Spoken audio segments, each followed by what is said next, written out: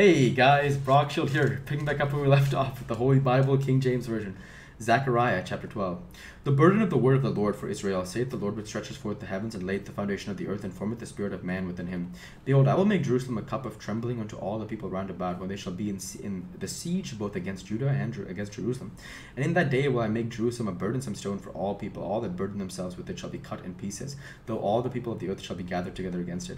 In that day, saith the Lord, I will smite every horse with astonishment, and his rider with madness. And I will open mine eyes upon the house of Judah, and will smite every horse of the people with blindness. And the governors of Judah shall say in their heart, the inhabitants of Jerusalem shall be my strength, and the Lord of hosts their God. And in that day will I make the governors of Judah like an hearth of fire among the wood, and like a torch of fire in a sheaf. And they shall devour all the people round about on the right hand and on the left. And Jerusalem shall be inhabited again in her own place, even in Jerusalem. The Lord also shall save tents of Judah first, that the glory of the house of David and the glory of the inhabitants of Jerusalem do not magnify themselves against Judah. In that day shall the Lord defend the inhabitants of Jerusalem, and he that is feeble among them at the day shall be as David, and the house of David shall be as God, and as the angel of the Lord before them.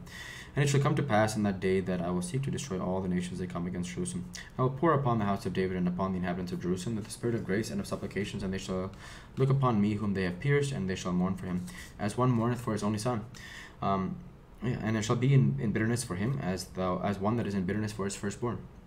In that day shall there be a great mourning in Jerusalem, as the mourning of Hadadrimmon in the valley of Megiddon. And the land shall mourn, every family apart, and the family of the house of David apart, and their wives apart, the family of the house of Nathan apart, and their wives apart. The family of the house of Levi apart, and their wives apart, the family of Shimei apart, and their wives apart, all the families that remain, every family apart, and their wives apart.